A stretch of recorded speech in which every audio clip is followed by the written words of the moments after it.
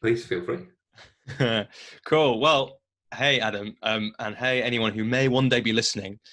So the story behind this call is that Adam is an old client of mine and was a member of the Coach's Journey group program. And he messaged me a few weeks ago or a couple of weeks ago saying, because he's in the process of setting up a new podcast, and asked if we could jump on a call and I could answer some questions. And for some reason I thought, well, instead of that, why don't we record it in case it's a great podcast episode that I can put out one day, just because, partly because I think it's really good to share this stuff so that we don't have to all learn everything from scratch. And also because it'll be interesting to just capture where I am with my thinking about the podcast at the moment. And also because Adam is a great coach and will ask me some great questions. And also because no one ever invites me onto their podcasts. And so I have to get people to interview me potentially on my podcast. But so Adam, I don't know if you want to, for me, it'd be quite useful before we dive in. I know you've got some great questions. A little bit about the podcast you're setting up and where you are with it, so that I can.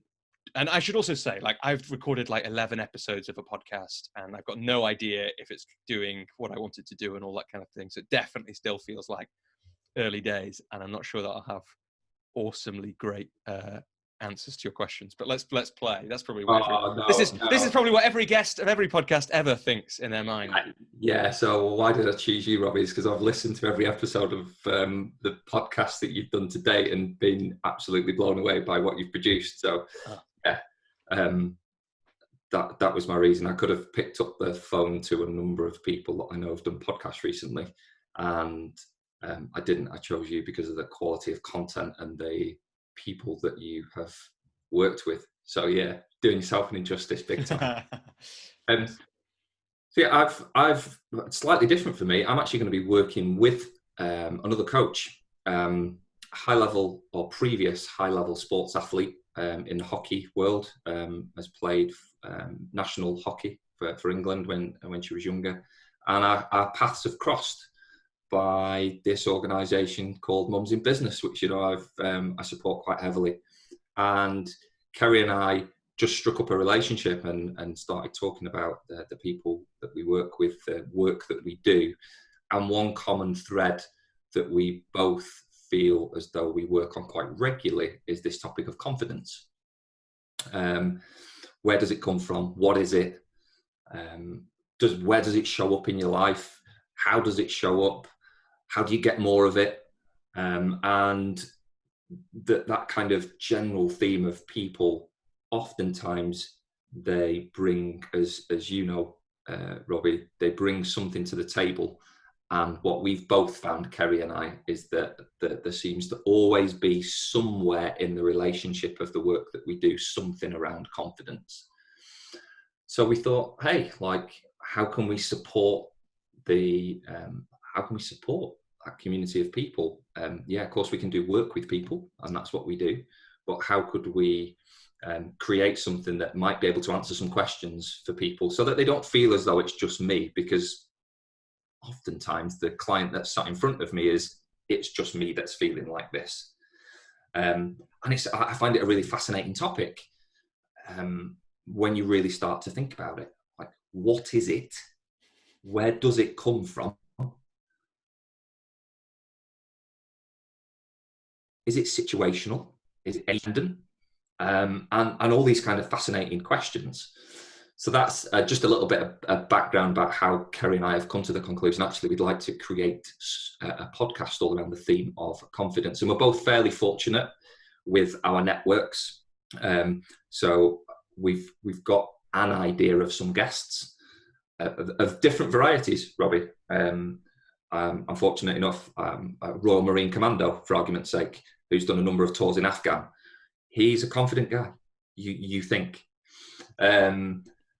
Kerry's got a number of high-level sports athletes that she's worked with one-on-one, teams, individuals, all those sorts of different dynamics around confidence. So we're fairly fortunate that we've got a network that we perceive at this moment in time that we can pull some strings on, and that people would be willing to come and talk to us. But neither of us have produced a podcast. And I was intrigued and very excited when you said you would do it, having done work with you last year for 6 months. I knew the quality and content and the speakers that you would, the guests that you would have would be of a certain caliber, and you've not let us down in any way, shape or form. So yeah, rabbited a bit there. I'll give you enough background about how we've got to where we've got to and the topic that we've come to as well. Yeah, and so just so I can, because there's already a really interesting difference in there if there's going to be two of you. Is the idea that it'll be two of you interviewing one guest, at least initially? Yeah. Nice. Okay, Which really is interesting. a little bit different. It's a different dynamic there to have three people on the podcast instead of just your regular two. And we both bring something different from our backgrounds. So my background, as you know, nuclear operational background, and then more a strategic role in a corporate. And then Kerry's sports, very heavily sports background, Loughborough University type, actually playing high level sports as an athlete herself. So the two, we've got quite a broad spectrum of experiences together, and our coaching as well. But the common thing that we found that's brought us together is this thing called confidence. Nice. And yeah, I don't know, there's something already interesting about that different format, isn't there? Because it's a bit magazine show, because there's two of you who people will get to know, and there's also a bit of interview. So that'll be really interesting. But yeah, look, Adam, how can I help? What are you interested in? I just for, if you are watching this, I did send Robbie like a list like this. I thought if I'm going to ask, I may as well ask. So I guess first out the gates would be a more kind of classic question, which would be like, knowing what you know now, what would you do differently?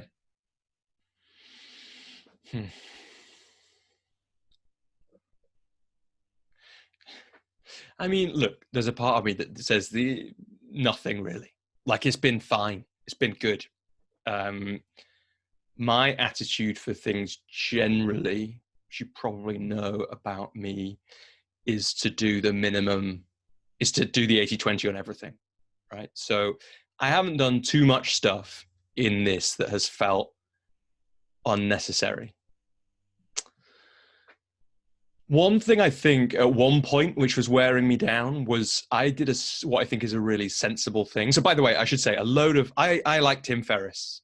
You can probably tell that by the fact that my podcasts are also meandering 2-hour monstrosities with unexpected changes of topic at unexpected moments. But I really like him. I like the way he analyzes the world. And he has done some great work to write about how to make a podcast and speak about that and that kind of thing. So I did one of the things I think I originally heard from him, but I've used before. I basically decided that I couldn't just record one initially, because then I'd probably quit, because it would feel uncomfortable and vulnerable. So I aimed to record 5, but I actually recorded 7 before the first one came out. Okay. Now that was great, because it meant I had this whole set of content, which I then got to release, and I started from fortnightly. The downside of it was that I did all the conversations up front, and right, I'm a professional conversationalist. So that is the bit that is the most fun part of it. Yeah. And then what I had then, so I had like 7 conversations of mixed fun and ease, because you're learning it. And it's not the same as coaching, although it's similar. And then I had to edit 7. And the editing is less fun. It's not fun for me, but the way that I do it is time consuming. And well, not time consuming, but it's one of your other questions, great questions. What's the most time consuming bit, I think? And for me, that has been it. Now I can talk a bit about what I do when I'm editing them, because the aim is to be minimal. But I think there was a kind of slightly tiring energy from having no conversations and only the mechanical sharing of conversations, the editing and the marketing. Like, so don't have so much. I wouldn't have had so much just recording, just releasing. It's like overlap them a little bit somehow. The possible thing that I would have done, which is an interesting one for you to think about, is I don't really outsource any of my work as a business person. Now, it's possible at some point I will want to do that, but I have regularly thought about it with my coaching and decided not to, for all kinds of reasons, which are all good reasons. Now, outsourcing a chunk of a podcast is an obvious thing. that could be outsourced, right? You could outsource everything from the recording onwards quite easily with, after you've done it a couple of episodes, minimal supervision for somebody who is competent and or is interested in what you're doing. There's a problem with starting not doing that. If you're someone like me who likes to do the writing, quite likes the copywriting, who likes having the creative control over their work, then once you've started editing and you've started copywriting, it's a bigger thing to then give that away. Yeah. It's not necessarily the wrong thing to do, because it might be exactly right for me to set the tone of what they sound like and what the marketing of the website looks like and reads like, and then give it to somebody else at some point in the future. But it would be something to think about. Do you just want to, at this stage, have someone who, you could do it anything from Fiverr, where you get some super swish Czech teenager to do it for you. Like, I don't know if they exist, but they might, for a relatively affordable amount of money, or not. And I think that's something that I might have done differently. Nice. So let me just get this right, Robbie. So I've got it. You identified 7 people. You did all the recordings pretty much over a period of time, and then you had a bulk of 7 recordings that you then went to work on. Yeah, and I think generally it's quite a good idea to chunk the recording and a bit. But I just think at the start with the project, what you've got to think about is, if you want to keep it going, or what I think I need to think about is, if I want to keep a project going, it can't be draining me of energy too much. Yeah. Actually, there was a bit of a risk. It coincided with some other stuff in life as well, so it's hard to separate all that. But there's a risk that by recording loads up front and then only having the more mechanical bits, I would have run out of energy and gone, I can't do this forever. Whereas I suspect that recording in a more manageable way, which in the long term, if I kept a fortnightly pattern, it means recording 2 a month, right? And then editing 2 a month. And that's not the same as trying to edit 3 in a month, or you get the conversations and the energy from that and the fun from that, as well as the other bits. What else might I have done differently? I think other stuff will come up as we go into the other questions. So let's see what else happens and come back to that one at the end, maybe. You kind of answered the next one, which is, what's the most time-consuming aspect? And for you, that's been the editing. So let me tell you a tiny bit about what the actual editing I do, because it's minimal, and I probably could. Here's another thing you could do differently: don't do any editing. So I decided to do a minimal edit of every episode, which essentially means I listen through it once, I clear up the background and a few yeses and ums and me laughing quietly to myself. So you can't, it's so funny. I did it a minute ago. Laugh so quietly because you're trying to stay quiet, but it's loud enough that people can hear it on the recording, but not so loud as to be an actual laugh. So you're going to take them out and clean the whole thing up a little bit. And that takes surprisingly longer than you would think it would take. So it probably takes, if there was a 90-minute call, it's probably another 3 hours of work that I spend. Not always, right? Because it depends what you're doing. But by the time you've done the little bit of work to put the music in the right place, gone through it, cleaned up those bits of sound. Occasionally stuff needs cutting or editing if people's internet cuts out in the middle or something like that. Now, the reason that what I also do when I'm doing that, so this may also be why it takes a while, is that I also pull out all the things that need linking to. Yes. So I provide, now here's a thing you might want to just not do. For every episode, again, borrowed from Ferris, but he's almost certainly outsourced this to India. He has a list of all the links to all the important stuff that's been spoken about. Now, I think that is super useful, but I don't use it that much when I'm listening to other people's podcasts. So it may be that I'm just doing work that no one needs or is interested in. So I pull that out, and then but the thing that actually is useful when I'm doing it is I capture much better on a second listen the points of interest, like the really good bits. And that's then what goes into the audio intro that I do, which is the last thing I do. And then the copy, the marketing copy, the website content and that kind of thing. So unless you're giving all that away, there's some re-listen of the episode and note-taking that needs to happen anyway. Yeah. And I quite like that. Like, I don't like the idea that I would have one of these conversations and then essentially never listen to it again. Yeah. It feels nice to do another listen and a reflect and all that kind of thing and absorb it a little bit more. But that is all between it quite time consuming. Like, my intuition is that the whole thing for an episode of my podcast, probably I could do in a day.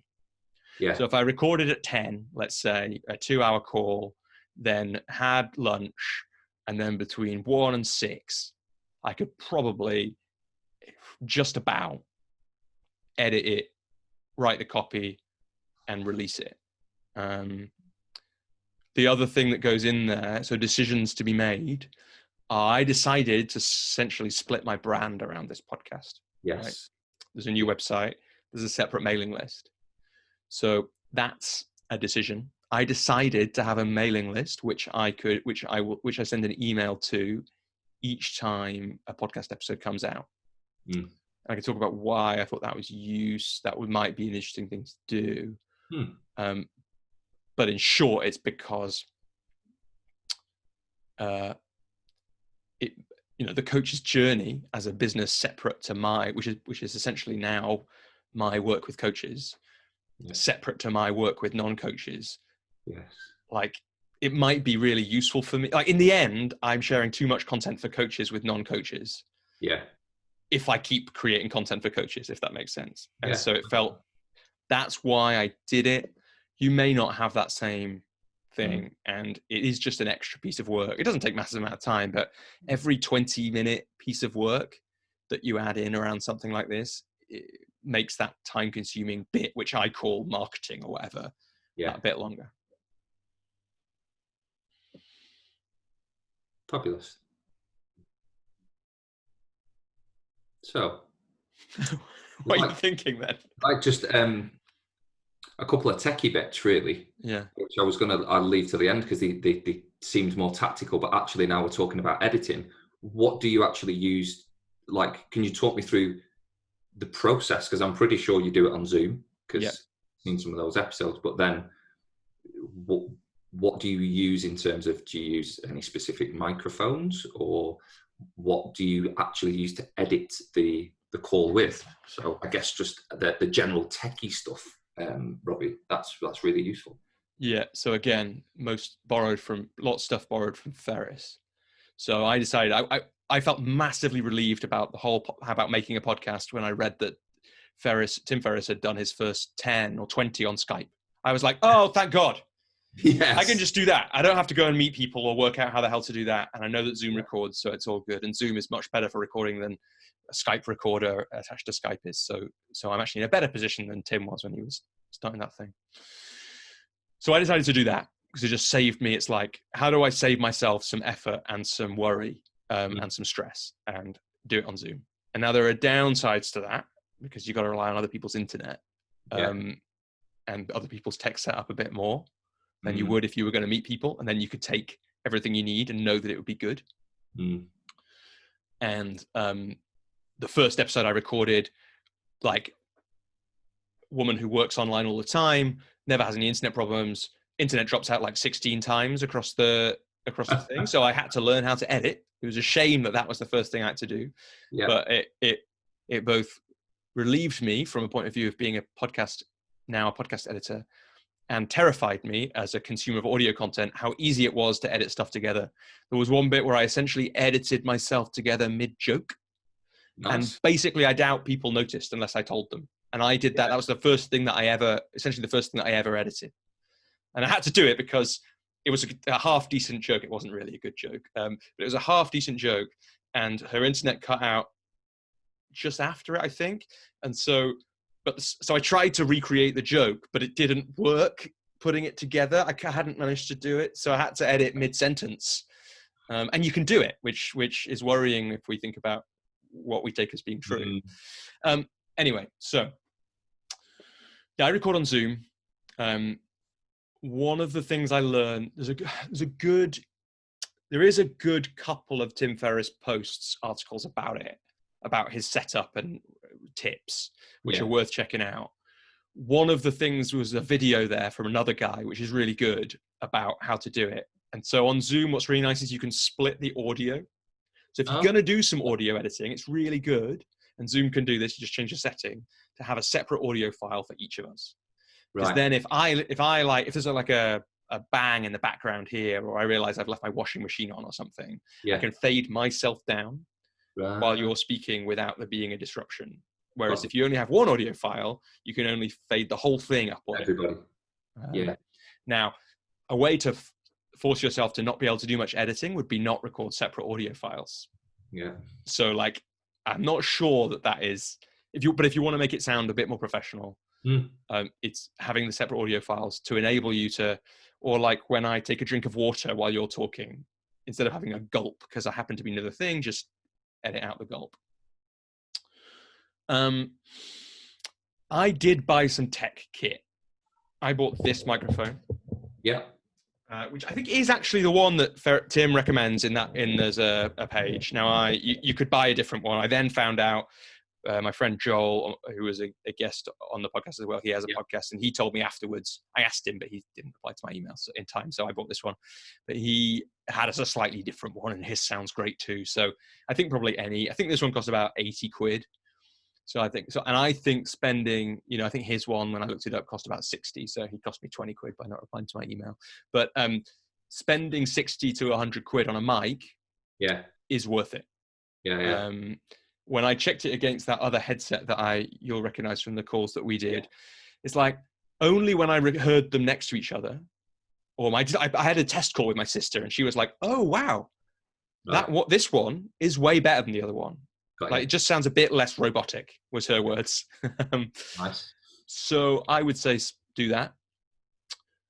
I use Audacity to edit, which is a free audio editing software. My understanding is if you've got a Mac, or someone has, then GarageBand is just as good or better than Audacity. And so that's good enough, definitely. Super.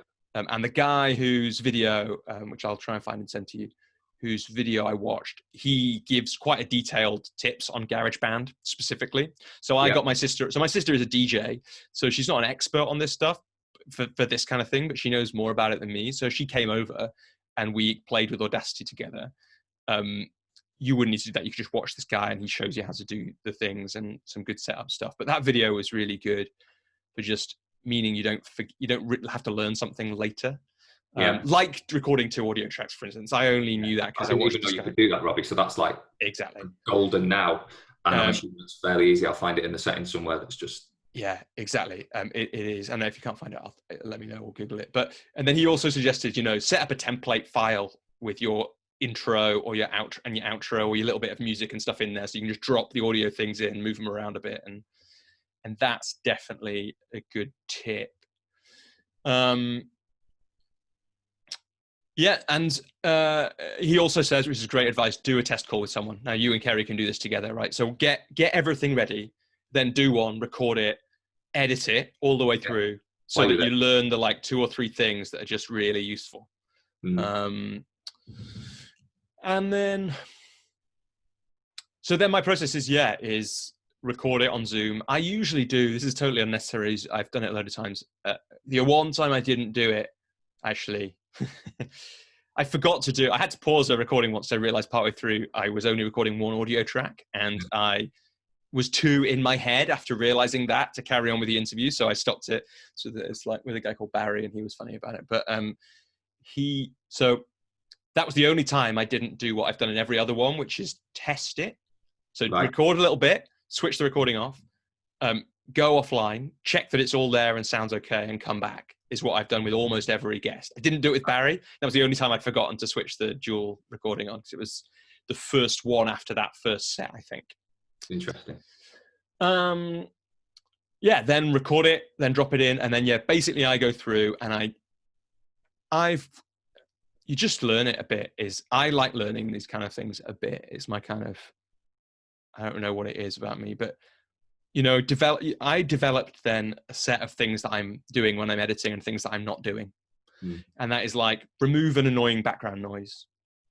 Remove some, but not all, of the yeahs and ums from the listener, whoever that is.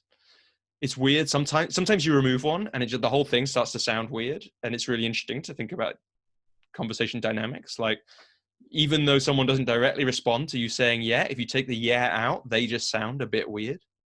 And it can be either person. If there was tech stuff that needed editing out, so if someone's audio goes really weird at one point or something like that, I took it out on the audio version.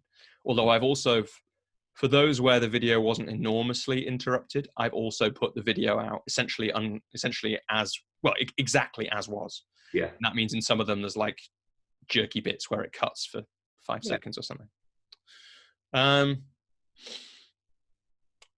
And I think that is basically the tech stuff. Oh, and then the other thing to say about tech or back-end things is I made that website on Squarespace, and the Coach's Journey website.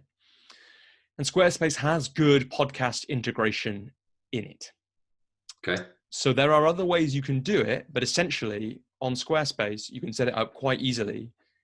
The way that podcasts work, who knew, is you get what's called an RSS feed. Yeah. And then you take that and you go to iTunes and you follow some instructions, and you go to Spotify and you follow some instructions, and you go to some other places and you follow some instructions, and you essentially give them that RSS feed, which is a URL.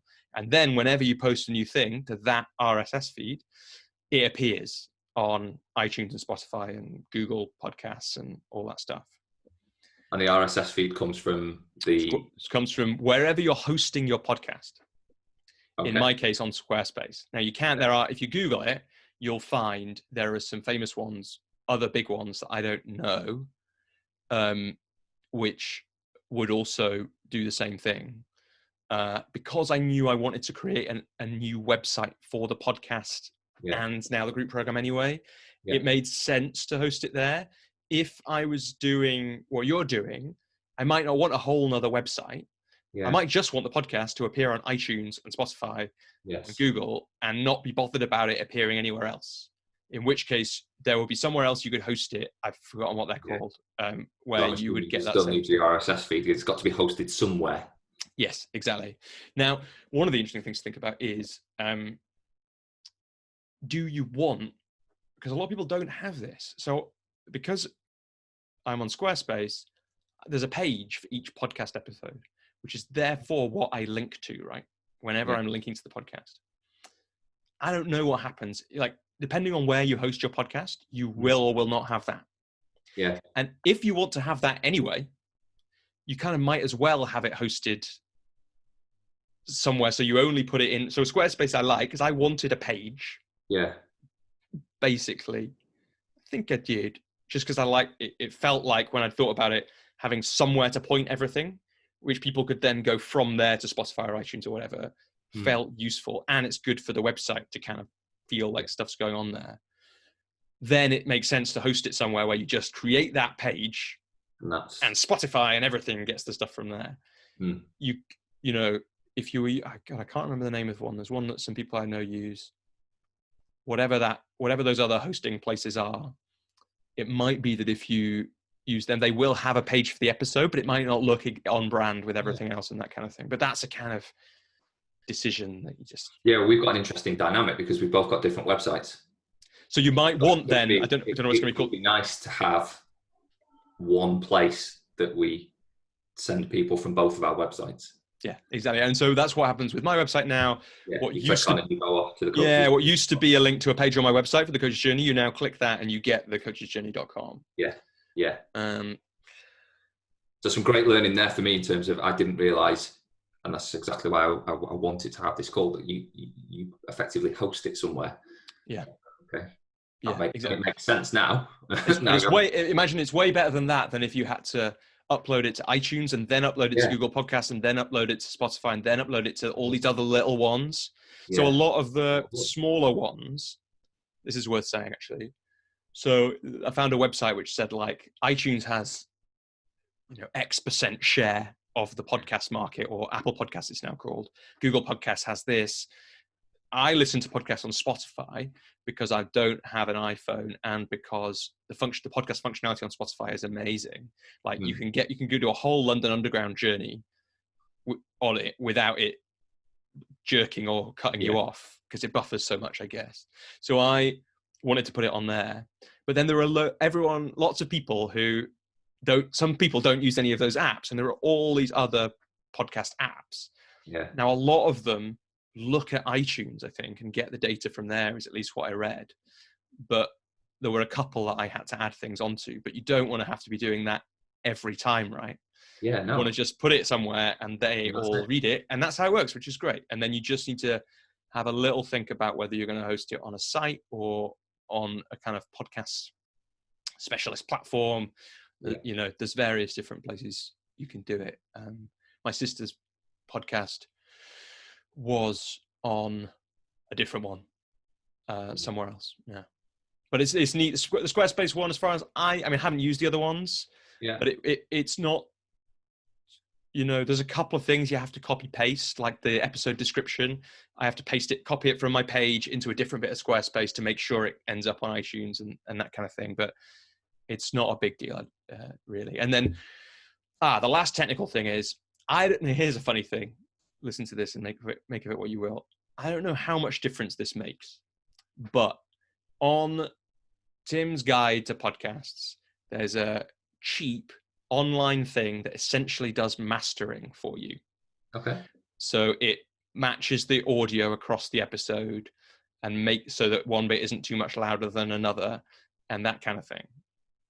And I run it through that. It's free if you do less than 2 hours a month.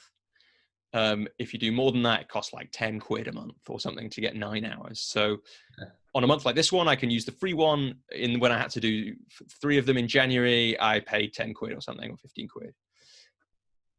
That felt to like, I listened back to it and I couldn't hear it for sure. It felt like it was probably better. And I trusted that other people like Ferris's Guide were probably right. And it enabled me to not worry about needing to do extra stuff. It was like, okay, for 10 quid, I can be like 20% more confident that this sounds pro. Yeah. And people have said nice things about it, which I think is a mixture of the editing, my mic, and that probably is what makes it sound good. And that's called Auphonic, AU, and then Phonic. I decided to use that.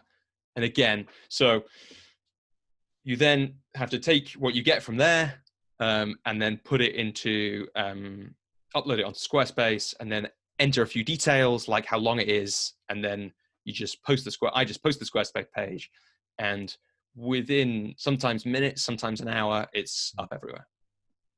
And then I, at that point, send my message to my mailing list. Nice.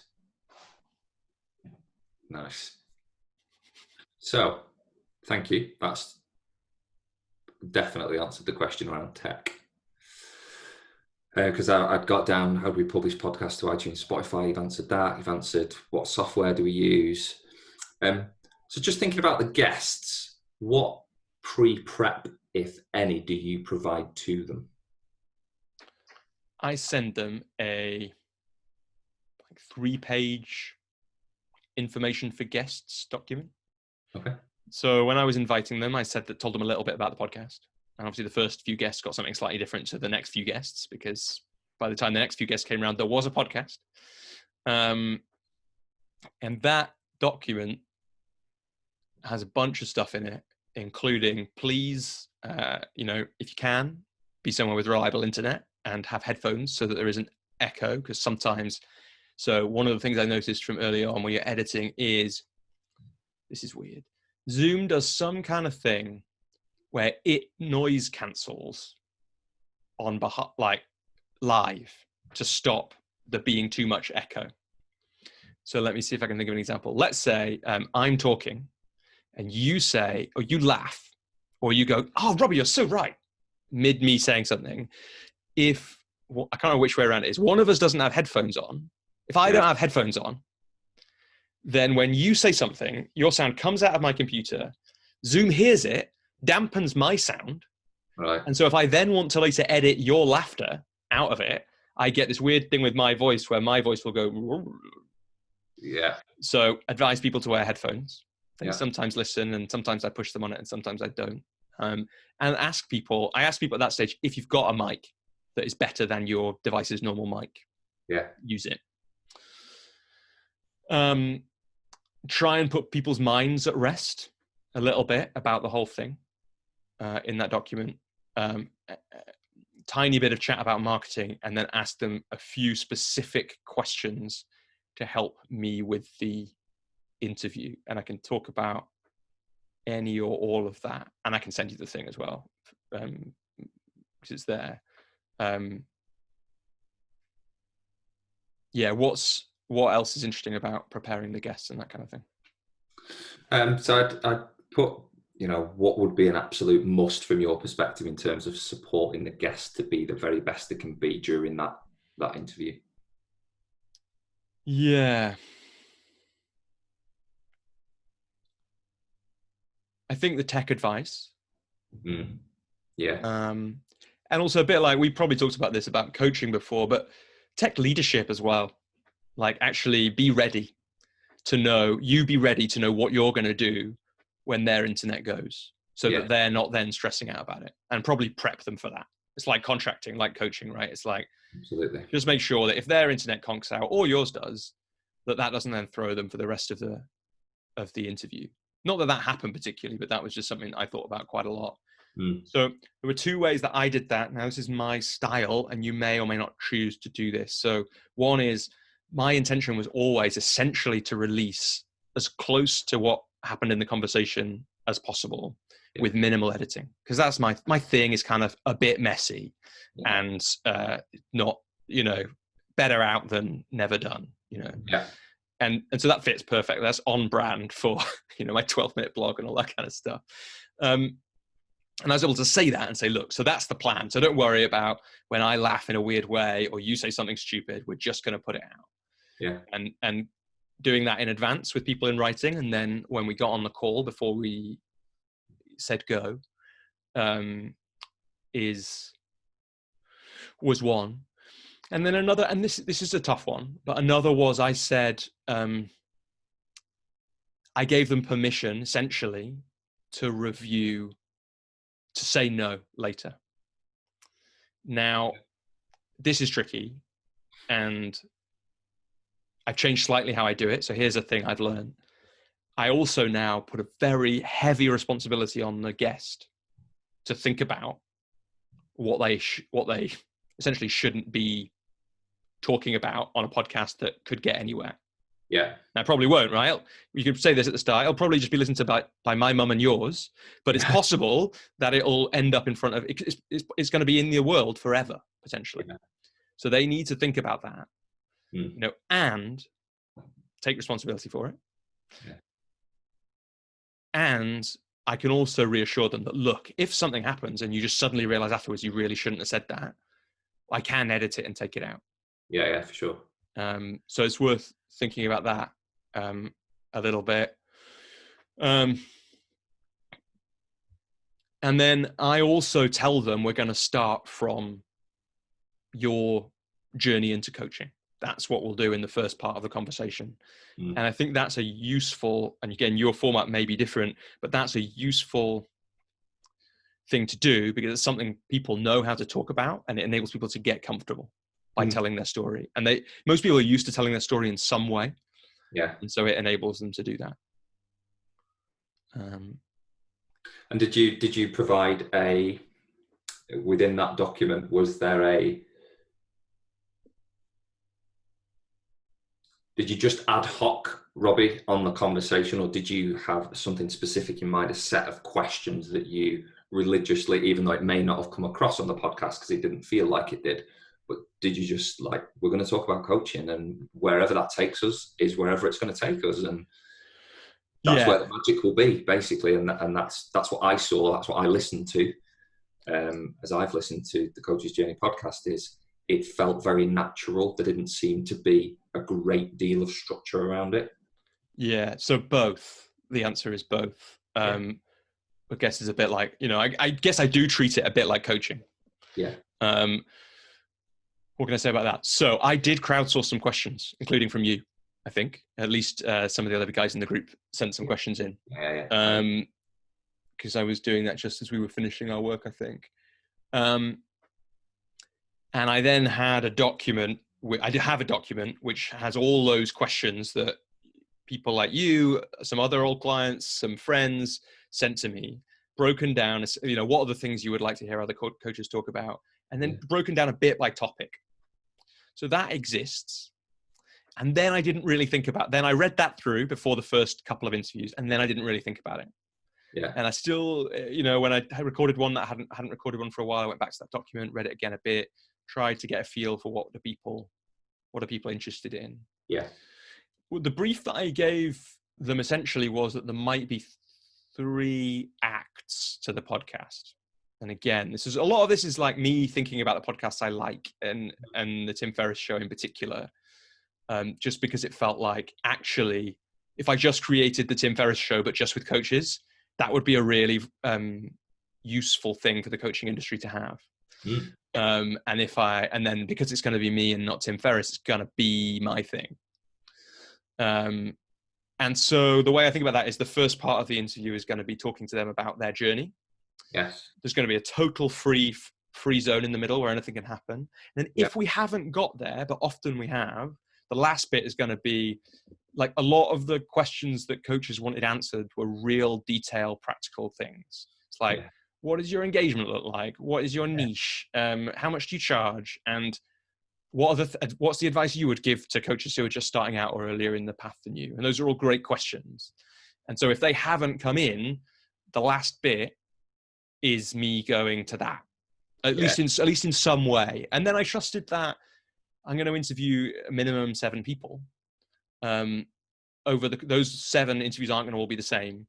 Although every coach is not going to hit. I didn't know this as articulately when I first started out, and I stressed about it much more than I sound like I am now. But where I am now is, and this is what I'd say to you, if you're going to interview 10 people, you don't need to ask every question of everyone, because you're going to end up asking every question of someone.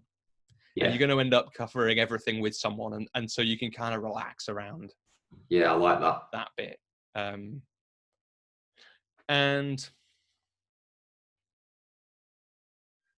And other than that, the other thing is, and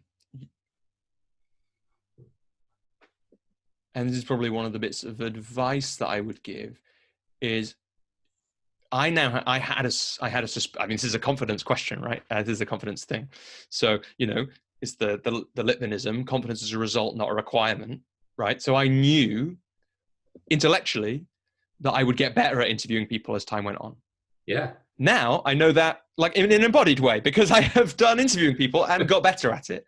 And so the advice would be accept that the first ones, you will get into a rhythm, especially the 2 of you. I would have thought that balance will evolve in a really nice way, but it will have to evolve to a certain extent. It's going to be a bit bumpy, Robbie.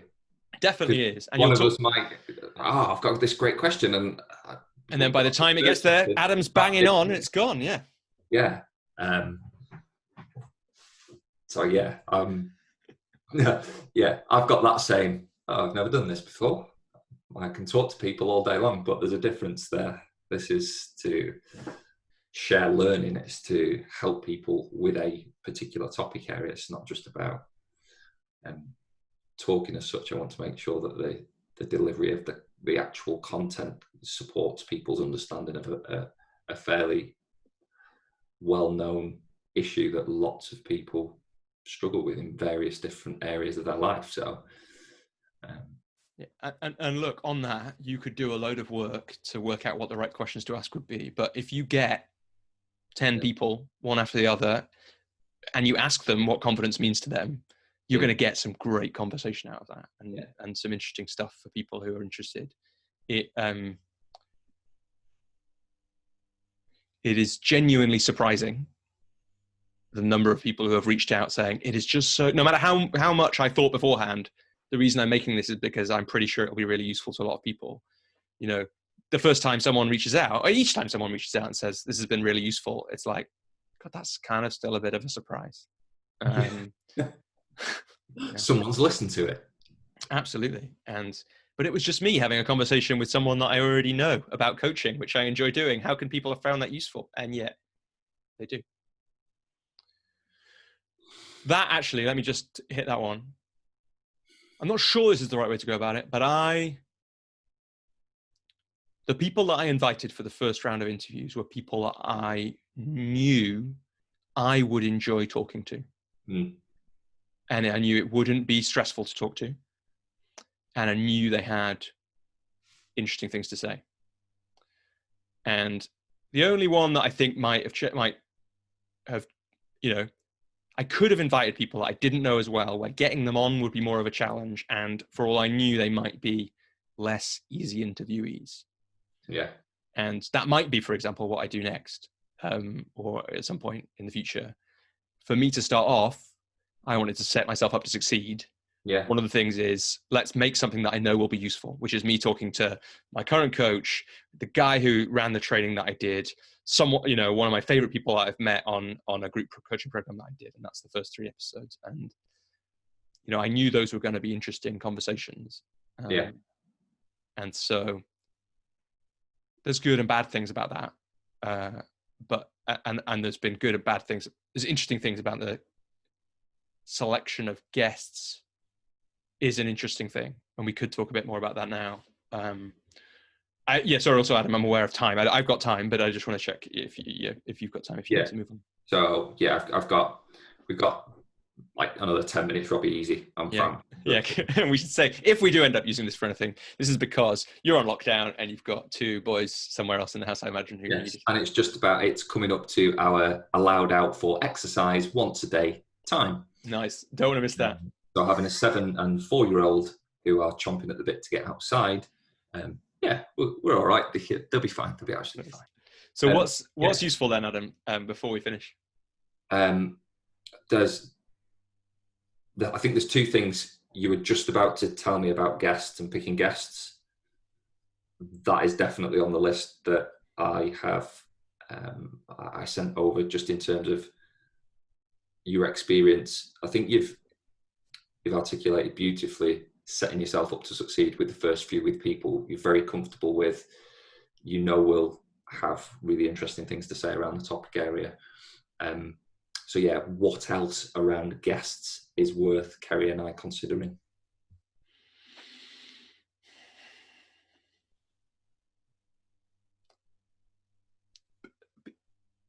People will say no. Like, surprising people might say no. Is one of the things I discovered. There was a couple of people that I had in my first kind of set of invites, and I just imagined that people would say yes because they knew me so well, all of these people really, and yet it's not just about, of course, it's not just about the podcast. It's about what people have got going on in their life. It's about how they want to run their business. It's about suspicion of podcasts. I don't know what I don't really know. I'd not considered that, Robbie. I'm like, well, if you invite a guest on a podcast, of course they're going to want to talk. Well, but not everyone is a show off like you and I, Adam. That's the problem. It's like, but it did make me think. It's like, oh, okay, and there's a load of reasons why people might do that. And sorry, it's like some of the people that said no, that have said no to coming on, have said it for reasons that I completely understand, and some have said it for reasons I don't quite understand. But even they're probably really good reasons for them. But it was just kind of a bit of a surprise to me. And like any no you get as a human, you have to deal with your personal reaction to that no. So expecting a few people to say no. A thing I've learned more recently, there's a guest that I'd love to have on. I don't know if it'll actually happen.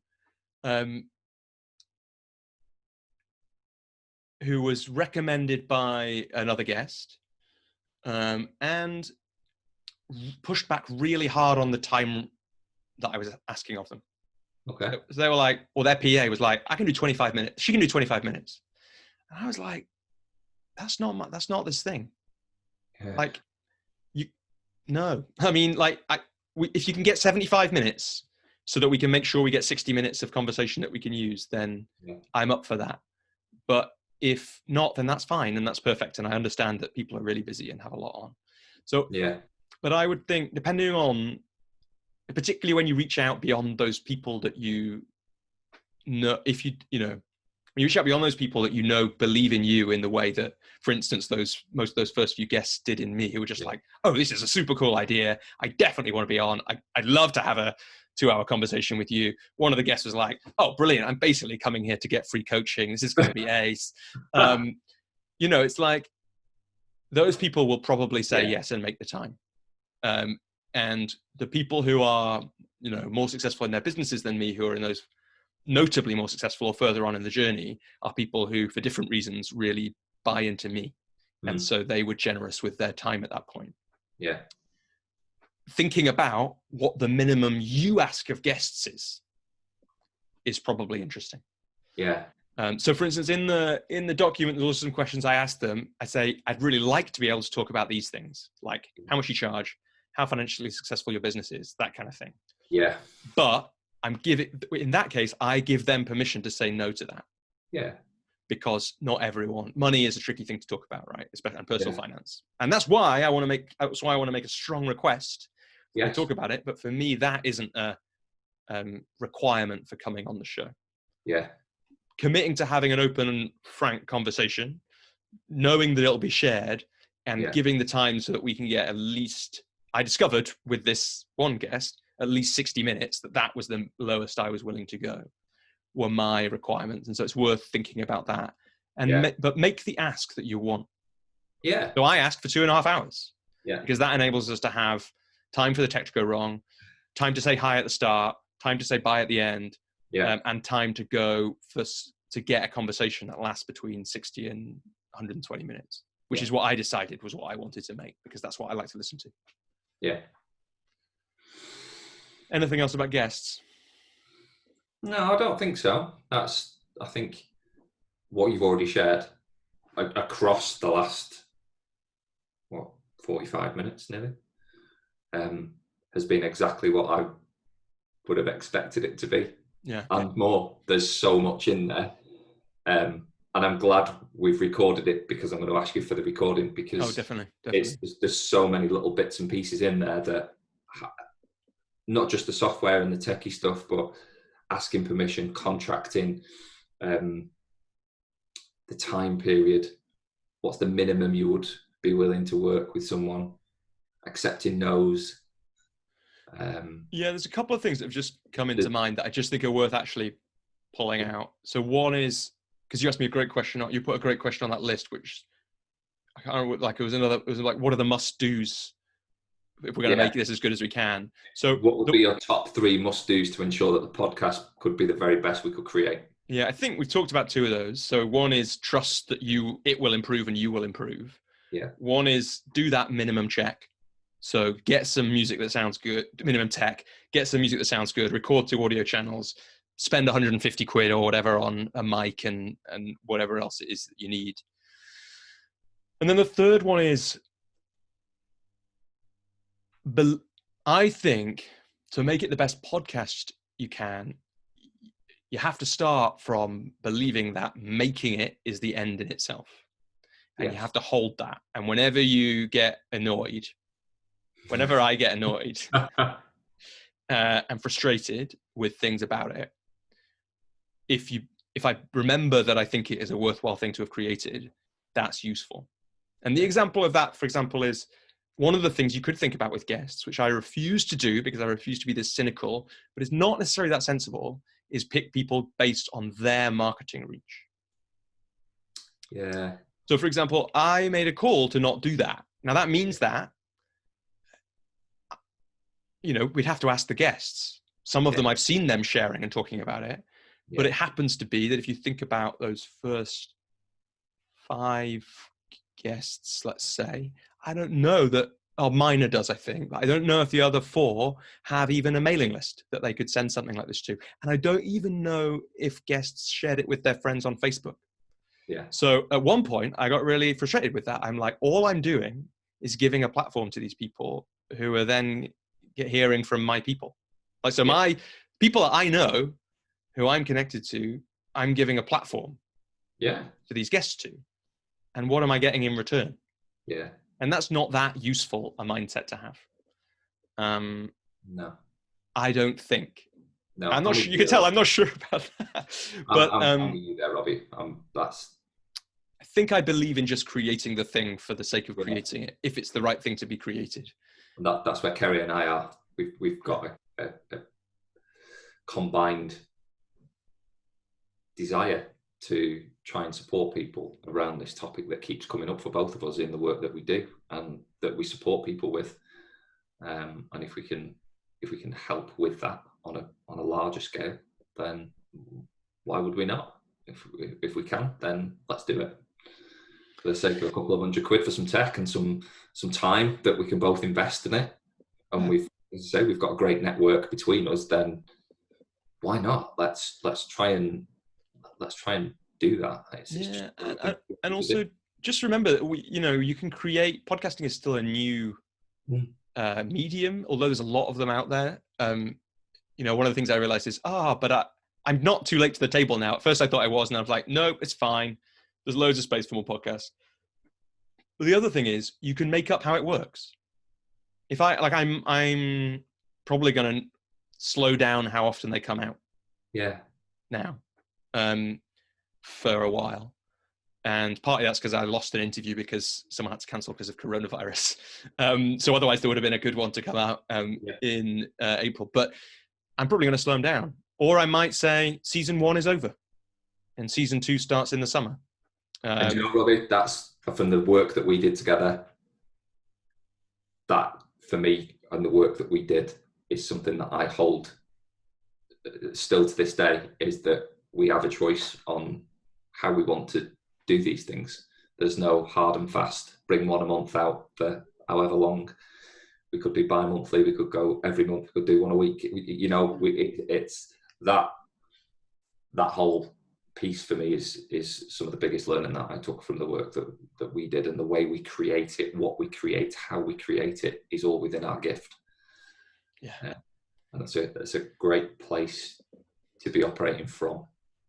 Yeah, and you should definitely bring that into this, because who knows what the successful format of the podcast is, if it's this one or the third podcast you or I make. And I'm playing a bit with format at the moment. I've done one which was just me. This might be a podcast episode. I just recorded the second one with Katie yesterday about coaching during coronavirus. It's like they're different. They're not the same thing. And who knows if actually what people want is just me rattling on about coaching for 2 hours every month. And I could do that, and that would be actually easier than interviewing people, or who knows, right? Yeah. So you can definitely play with all that stuff. And I think that, that's how I operate, but it's like, make something, see what happens. If you want to make some more of it, make some more of it. And that's the last thing I should have said earlier is, and then let's do one. I do a fake beginning and a fake end. Right, for the podcast. So it's like the podcast doesn't start when the call starts. Yeah. So, hi, it's Robbie. Welcome to episode. Today I'm going to be interviewing. But also I'd record that separately. So what I do is we get on the call, we have a little chat with the guest, and then we have a bit of silence, and then start the actual interview. And then at the end, which we can do now, we do a fake goodbye, and then we switch off the recording, and then we can do a real goodbye afterwards if we need to. Let's do that. But it's fun, and the editing lesson is always have some silence. That's the key. That's the other thing to learn. Which is fun. But is there anything else you wanted to ask before we finish? No, Robbie, that has been everything and more to get Katie and I into a really, really great starting position. And before we even get people on call, I know you'd be able to share this recording with me. I can share this with Kerry. I've got a call with her tomorrow, so we can watch it back together. And really, everything that you've been through, thank you for taking the time. That's an immense amount of learning in the space of an hour, and I mean immense. I know, I'm just thinking through, hosting, didn't know about that. RSS feeds, right? Okay. Do we want a separate website? Do we want to have was it Squarespace is where I host my website, and Squarespace is a good cheap website thing anyway. It's incredible. Just to have you in my network, to be able to call upon to say, can you give me an hour of your time and share your experience with me? And it's been invaluable. And look, if when you remember the other questions you haven't asked, let me know. And do you have a name for the podcast yet? So, two names that we've come up with, and they're just, so names. I suppose yours was slightly easier because you already had the name. Coach's Journey, but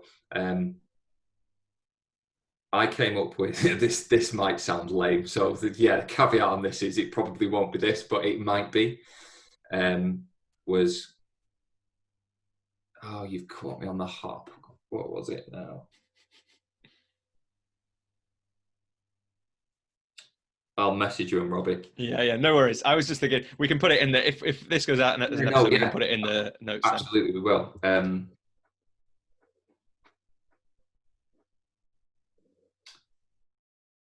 You've got me on the hop. I came up with the first one, and then Kerry sent me one back. So Kerry's was 2, but TWO, coaching confidence. Oh, 2 coaches confidence. I think it was. Yeah, I'll tell you now. Right there, Kerry. 2 coach confidence. Nice. 2 of us coach confidence. So I thought that was quite clever. And then I can't remember. Mine was around cracking the confidence code. Nice. That's cool as well. Yeah. Names are tough. I was like, I don't know. I still don't remember where this name came from really, but it was a while ago for the group program. So, and that's partly where the idea for the podcast came from. I was like, that is a good name for a podcast. Yeah, it is. Absolutely. Cool. But Adam, you need to go off and do your thing. So it's been super fun to talk to you and excited to listen to the podcast. Oh, thank you. Much appreciated. And no doubt you'll be getting an email for would you mind?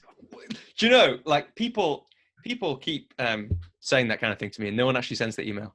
So there we go. We'll do it now. You've got it. Robbie, would you be on whatever the name is? Would you be on Kerry and I's podcast, please? That would be super fun. I'd love to do that. Excellent. Yeah, I'm loving it already. You're committed now. That's it. Brilliant. Awesome. Cheers, Adam. So we can say fake goodbye now. Yeah, fake goodbye. Exactly. Fake goodbye. But you have to say it like you mean it, and then the music will come in. Nice. Cheers, Adam. Fake goodbye.